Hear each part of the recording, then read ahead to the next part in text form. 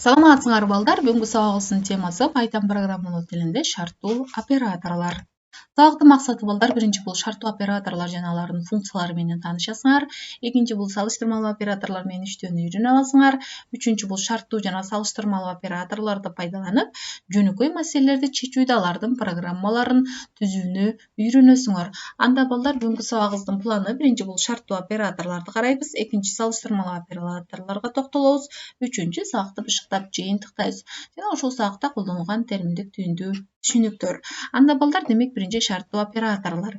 Эми балдар, шарттуу операторлорго кирүүдөн мурда биз мурдагы сабакта өтүлгөн маалыматтарды эстеп көрөлү. Биз мурдагы сабактарда биз ушу Python программалоо тилинде колдонулган маалыматтардын типтерин караганбыз. Мында бул int же болбосо интежердин кыскартылышы int болуп колдонулат. Мында бул бүтүн сандардын тиби болуп эсептелет. Float болсо бул чыныгы сандардын тиби болуп эсептелет. Бул чыныгы сандарга бул бөлчөк сандар да кирет. Андан сырткары бул бул локалдык маселелерди берүүдө колдонобуз. Бул эки жоопко ээ болгон, эки жооптун бирөөсүнө чын же калп. Андан кийин бул str бул символдук маалыматтардын тиби болуп эсептелет. Андан сырткары биз мурдагы сабакта арифметикалык амалдарды караганбыз. Бул жөнөкөй арифметикалык амалдар: кошуу, кемитүү, көбөйтүү, бөлүү жана ошондой эле даража, тамырларды карап өткөнбүз балдар. Андан сырткары модулдарды караганбыз. Мурдагы сабакта биз maths модулу жана random модулуна токтолгонбуз. Maths модулу бул математикалык функциялардын модулу болсо, ал эми random модулу бул кокустук сандардын тандоонун функцияларынын модулу болуп эсептелинет балдар. Эми демек бүгүн биз шарттуу операторлорго токтолобуз. Эми шарттуу операторлорго кирүүдөн мурда балдар, биз төмөнкү класстарда өткөн алгоритмди эстеп көрөлү балдар. Алгоритм деген бул ошол кандайдыр бир маселени чечүүгө арналган командалардын ыраттуулугу деп айтканбыз. Ал эми программа болсо ошол ыраттуулуктун формалдык компьютердик тилде берилиши балдар. Демек биз ошондо алгоритмдин 3 түрүн караганбыз. Бул сызыктуу, бутактануучу жана ошондой эле циклдык алгоритм деп. Эми ошол бүгүнкү шарттуу операторлор ошол бутактануучу алгоритмге дал келет балдар. Себеби дегенде биз бутактануучу алгоритмде дагы эмне берилген? Шарт берилет. Жана ошол шарттын аткарылыш же аткарылбашына жараша командалардын ыраттуулугу уланат дегенбиз. Демек бүгүн ошол шарттуу операторлордо дагы бул жерде шарт берилет кандайдыр бир, жана анын аткарылышында бул биринчи аракет аткарылат. Эгерде аткарылбаган учурда анда экинчи бутак аткарылат. Эми сызыктуу программаларды түзүүдө мындай мүмкүндүк жок. Мисалы сызыктуу программаларды аткарууда бул бир сабы калтырылып эч качан кетпейт. Анда демек биз Python тилинде тармактануу демек бул if. Бул мисалы алгоритм эгерде деп беребиз. Ошол сыяктуу эле демек Python тилинде бул if оператору менен берилет балдар. If демек эгер жана else деген бул антпесе же болбосо мындай болбогон учурда шарттуу операторлор менен жазылат балдар. Алардын ишин мисалда карайлы. Эми карагыла, демек бул эгерде деп туруп шарт берилет. Анан андай болбогон учурда деп эгерде андай болбогон учурдагы жооп берилет балдар. Демек мисалы биринчи маселе: айдоочулук күбөлүк алуучу үчүн тест тапшырууга 18ден ашкандар үчүн гана уруксат бере турган программаны түзөлү балдар. Мисалы демек анда биз биринчи эмне кылабыз? Өзгөрмө киргизебиз. Өзгөрмөгө маани беребиз балдар. Биз мурдагы сабактарда өзгөрмөнү өткөнбүз. Өзгөрмө деген эмне эле балдар? Эстеп көрөлү. Бул кандайдыр бир мааниге ээ болгон, бул ошол эстин кандайдыр бир бөлүгү же болбосо ячейка, уяча болуп эсептелет. Эми карагыла, демек бул өзгөрмөсүн киргизебиз. Бул өзгөрмөгө эмне? Ошонун өзгөрмөнүн маалыматтык тибин көрсөтөбүз балдар. Мында маалыматтык тибин int деп көрсөттүк. Негизи жаш бул бүтүн сандар менен берилет.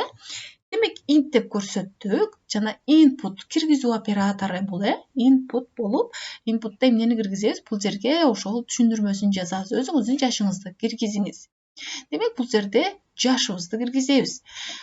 Эми бул жерде болсо шарт берилди балдар. If эгерде ошол берилген, жогоруда берилген өзгөрмө чоң же барабар 18ге болсо балдар, 18ге болсо, анда print чыгаруу. Print эмне деп чыгарсын дейт? Тестке кирүүгө уруксат деп чыгарсын балдар. Андай болбогон учурда, демек андай болбогон учурда деген бул ошо 18ден кичине болгон учурда балдар, анда print теске кирүүгө уруксат эмес деген жыйынтык чыгарсын. Түшүнүктүү болду? Эми демек ошондо биз могул жерге жашыбызды киргизсек, мисалы 20 деп киргизсек, анда биринчи жооп чыгат балдар, теске кирүүгө уруксат деген. Эгерде бул жерде 15 деп маани киргизсек, анда бул экинчи жооп, бул теске кирүүгө уруксат эмес деген жоопту алабыз. Түшүнүктүү болду, Эми балдар ушул жерде эске алуучу нерсе, бул Python тилинде шарттуу операторлуу нускамалардын баш сөзүнүн аягына сөзсүз кош чекит коюлат. Демек бул жерде бул шарт берилди, шарттан кийин сөзсүз түрдө бул жерде кош чекит берилет. Жана ошондой эле бул else'ден кийин дагы кош чекит коюлат балдар. Муну эсиңерге тутуп алгыла. Демек бул чын болгон учурда бул жоопту, калп болгон учурда же болбосо false болгон учурда бул теске кирүүгө уруксат эмес деген маанини берет. Түшүнүктүү болду, Эми кош чекиттен кийин жаңы сапта оңго жылдыруу менен жазылган командалар бул шарттуу оператордун тулкусун түзөт. Демек бул жерде берилген a чоң же барабар 18 деген бул шарттуу оператордун баш сөзү болуп эсептелет балдар. Баш сөзү. Ал эми бул жактагы бул кош чекиттен кийинки жаңы сапта оңго жылдыруу менен жазылган командалардын тизмеги бул шарттуу оператордун эмнесин берет? Тулку бою деп аталат, же болбосо тулку денеси. Эми жылдыруулар менен жазылгандыктан шарттын тулкусун анын баш сөзүнөн оңой айырмалоого болот. Демек if жана else сөздөрү бир катарда. Ал эми тулкусунун командалары алардын катарынан оңду көзөй бирдей аралыкта жылдырылган. Байкаган болсоңор, демек бул if деген else бирдей деңгээлде момундай бир жазылды. Ал эми тулку бою болсо, алар дагы бирдей момундай бир түздүктө жазылды балдар. Бул тулку бою болуп эсептелет. Эми туура жылдыруу бош орун баскычын 4 жолу басуу. Демек биз мол өйдөдө караганда printке чейин, демек бул жерде 4 жолу басуу, бул пробел аркылуу 4 жолу басуу аркылуу ушул жерге келсек болот. Же болбосо бир жолу тапты басып коюу гана жетиштүү балдар. Ошондо бардык ошо тулку бою бирдей түздүктө жазылат балдар. Түшүндүк, Демек Python тилинде жылдыруулар өтө маанилүү балдар. Алар программанын иштешине таасир этет. Эгерде бир нече шарттарды киргизүү керек болсо, анда кошумча elif, else, if'тин эмнеси биргелешип кыскартылганы балдар. Блогун колдонуп, дагы башка командаларды көрсөтсө болот. Мисалы карагыла, бул жерде ага мисалы жогорудагыдай эле бул демек тиби input, демек өзүңүздүн жашыңызды киргизиңиз. Анда карасаңар, бул жерде if демек 18ден чоң болгон учурда, чоң же барабар болгон учурда, демек теске кирүүгө уруксат. Ал эми дагы бир шарт киргизүү учурунда, демек бул жерде elif деген колдонобуз балдар.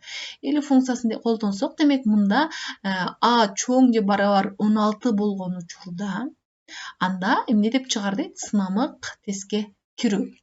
Же болбосо сыноочу теске кирүү балдар. Else эки шарт тең аткарылбаган учурда, жогоруда 2 берилген шарт аткарылбаган учурда, анда else print бул теске кирүүгө уруксат эмес деп чыгарылыш керек балдар. Түшүнүктүү болду? Эгерде бул жерде биз 20 деп киргизсек, демек биринчи жооп чыгат балдар. Эгерде 17 деп киргизсек, бул экинчи могул жоопту алабыз балдар, сыноочу теске кирүү деген. Эгерде 14 деп 14 деген маанини киргизсек жашка, анда биз print теске кирүүгө уруксат эмес деген жоопту алабыз. Түшүнүктүү болду? Демек бир канча шарт киргизген учурубузда биз бул elif деген функцияны колдонот экенбиз балдар. Бул elif деген бул else if'тин биргелешкендигинен кыскартылгандыгы болуп эсептелет. Түшүнүктүү болду, шарттуу оператор. Демек анда салыштырмалуу операторлорго токтололу. Эми салыштыруу операторлору бул эки маанини бири-бири менен салыштырып жыйынтыктаганда, демек анын жыйынтыгы же true же болбосо false деген маанини берет балдар. Мисалы математикада деле салыштыруу бар балдар. Мисалы эки санды салыштырганыбызда же чоң болот, же кичине болот. Ал эми бул мисалы программада ал чын же болбосо калп же болбосо true, false деген жоопту берет. Мисалы бул математикалык символ, бул кайсы кичине белгиси болуп эсептелинет. Кичине оператору бул салыштыруу оператору. Бул демек мисалы 2ден кичине деп берилип атат, демек мында жыйынтыгы true болот. Мисалы чоң деген белгиде мисалы бул 1 2ден чоң деген учурда анда жыйынтыгыбыз бизде false дегенди берет. Бул болсо математикалык символ, бул математикада белгилениши бул момундай, кичине же барабар деген. Ал эми бул Python операторунда, бул Python тилинде момундай түрдө берилет балдар. Бул жанаша ошо кичине жана барабардык белгиси. Мында демек мисалы 1 кичине же барабар 2ден, демек бул true, кичине деген шарты аткарылып атат. Демек мында true дегенди берет. Бул чоң же барабар математикалык белгилениши, ал эми бул Python тилинде белгилениши. Демек чоң же барабар бул 1 чоң же барабар 2ден бул false болуп эсептелинет. Эки шарт тең аткарылбай атат демек бул жерде. Эми математикалык символ бул барабардык белгиси, барабар. Ал эми Python тилинде белгилениши бул балдар эки барабардык жанаша момундай түрдө белгиленет балдар. Эсиңерге тутуп алгыла. Бул демек 1 барабар 2ге бул false деген жыйынтыкты берет. Андан сырткары бул барабар эмес деген белгине, бул барабар эмес деген белги бул Python тилинде белгилениши, бул демек илектүү белги, анын жанына бул барабардык белгиси келет экен. Демек бул барабар эмес деген маанини түшүндүрөт. Мында демек 1 барабар эмес 2ге, анда бул жыйынтык true болот. Барабар эмес экендиги чын, Эми ушуга маселелерди карайлы. Маселе, компания элдин оюн билүү боюнча сурамжылоо жүргүзүп жатат. Аны 20дан 70 жашка чейинки адамдар кызыктырат. Суралуучунун жашын N, сураган жана ал ошол белги боюнча туура келерин же туура келбесин аныктоочу программа түзөлү. Демек, ошол сурамжылоого 20дан 70 жашка чейинки адамдарды катыштыруу кызыктырат экен буларды. Эми демек if эгерде n чоң же барабар 20 and бул жана дегени байламда, жана and n кичине же барабар 70 болсо, эки шарт берилип атат бул жерде. Бир эле учурда демек 20дан чоң же барабар болуш керек, жана 70тен кичине же барабар болуш керек. Бул демек 20дан 70ге чейинки аралыкты түшүндүрөт. Print туура келет. Эгерде ушул аралыктагы жашты киргизгенде, демек туура келет деген жоопту берет. Else print туура келбейт. Мында эгерде андай болбогон учурда, мисалы ал аралыктагы сандарды бербеген учурда туура келбейт деген жыйынтыкты берет. Эми карагыла, бул жерде эсиңерге тутуп койгула балдар. Бул жерде маани нерсе турат. Демек барабар, бул барабардык өзгөрмө үчүн маани ыйгарат. Биз жогоруда мурдагы сабактарда өткөнбүз, бул ыйгаруу оператору болуп эсептелет. Эгерде бир эле барабардык менен берилсе, бул ыйгаруу оператору. Эгерде момундай жанаша эки оператор менен берилсе, бул барабардык белгисини түшүндүрөт балдар. Бири-биринен айырмалай билгиле. Анда кийинки маселеге келели балдар. Шарттуу жана салыштыруу операторлорун колдонуп, файлды сактоо диалогун көрсөтүүчү программасын жазгыла балдар. Бул ыйгаруу, ыйгар дейт, input киргиз дейт. Сиз файлды сактагыңыз келеби? Сиз файлды сактагыңыз келеби? Бул жерге ооба жок, эки гана жооп болушу мүмкүн. Мисалы, if else барабар, бул барабар, бул өйдөдө ыйгаруу болду, Бул жерде барабар, демек бул жерде символдук маалымат болгон үчүн бул тырмакча ичине жазылат, жана ошондой эле кош чекит коюлууда унутпайбыз балдар. Андан кийин print демек эмне деп чыгаруу керек, анда сактоо үчүн папканы тандаңыз деп чыгаруу керек. Эгерде elif бул экинчи шарт, else барабар бул символдук болгон үчүн, демек бул дагы кавычканын же болбосо тырмакчанын ичине жазылды. Жок болгон учурда анда print маалыматтар өчүрүлөт, андан ары колдоно албайсыз деген жооп чыгат. Else андай болбогон учурда, эки шарт тең аткарылбаган учурда, анда print ката жооптун мындай варианты жок деген жыйынтык чыгышы керек балдар. Демек балдар, бул жерде эмне берилди? Эки шарт тең чогуу берилди жана ошондой эле ыйгаруу жана барабардык операторлору колдонулду балдар. Демек шарттуу жана салыштыруу операторлорун колдонуп, файлды сактоо диалогун көрсөтүүнүн программасы ушундай түрдө түзсөк болот. Эми балдар бул эмне болушу мүмкүн? Бул болгону өзгөрмө балдар. Болгондо дагы тиби символдук болгон файлды өзгөрмө болуп эсептелет балдар. Демек, чыгуунун жыйынтыгы кандай жооп тандалгандыгынан көз каранды балдар.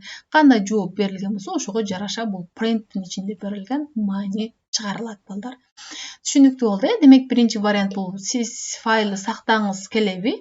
Бул ооба деген учурда демек сактоо үчүн папканы тандоо жүргүзүлөт. Ал эми жок деген учурда бул ошол маалыматтар өчүрүлүп, андан ары аны колдонуу мүмкүн эместигин түшүндүрөт. Түшүнүктүү болду э балдар? Демек, балдар анда жыйынтыктоо бышыктоого келсек, бүгүн биз эмнени үйрөндүк? Биз шарттуу операторлорду үйрөнүп алдык э. Бул биз алгоритмде, бутактануучу алгоритмде өткөнүбүздө биз ошондо программаларды түзгөнбүз э. Алгоритмин түзгөнбүз. Тагыраак айтканда, демек ошондо колдонулган бул эгерде андай болбосо деген сөздүн болгону ошо Python тилинде белгилениши if жана else э. Жана эгерде экиден ашык шарт берилген учурда анда бул elif оператору колдонулат экен балдар. Жана салыштырмалуу операторлордун математикада белгилениши жана анын Python программалоо тилинде белгилешинин бири-биринен айырмачылыгын байкай алдык э. Демек, бул эсиңерге тутуп коюшуңар керек экен. Бул математикалык барабардык белгиси, бул Python тилинде бул ыйгаруу операторун түшүндүрсө, ал эми барабардык оператору бул эки барабардыктын жанаша келиши экен балдар. Андан сырткары, демек, биз бул салыштырмалуу операторлорго карата дагы маселелерди карап өттүк э. Анда балдар бүгүнкү сабагыбыздын демек практикумда силерге тапшырма балдар. Биринчи бул 3 сан берилди. Алардын ичинен канча сан бирдей экенин аныктоочу программа түзгүлө балдар. Экинчи натуралдык сан берилди. Бул сан жууп экенин, 3 эселүү экенин аныктоочу программаны түзгүлө. Үчүнчү, киргизилген айдын номерине жараша жыл мезгилинин атын чыгарып бере турган программаны жазгыла. Эгерде туура эмес номер киргизилсе, ката жөнүндө билдирүүнү чыгарсын. Демек, биз өйдөдө могул жерде үчүнчү маселеде караган маселеге окшош кылып чыгарсаңар болот балдар муну. Төртүнчү, сомду доллар жана евро валюталарына алмаштыруучу программаны жазгыла балдар. Демек, балдар, бул 4 маселени биз жогоруда чыгарган маселелерге салыштырып чыгарсаңар жакшы болот. Анда балдар, сабак тапшырма түшүнүктүү болгон болсо, кийинки сабактарда жолугушканча.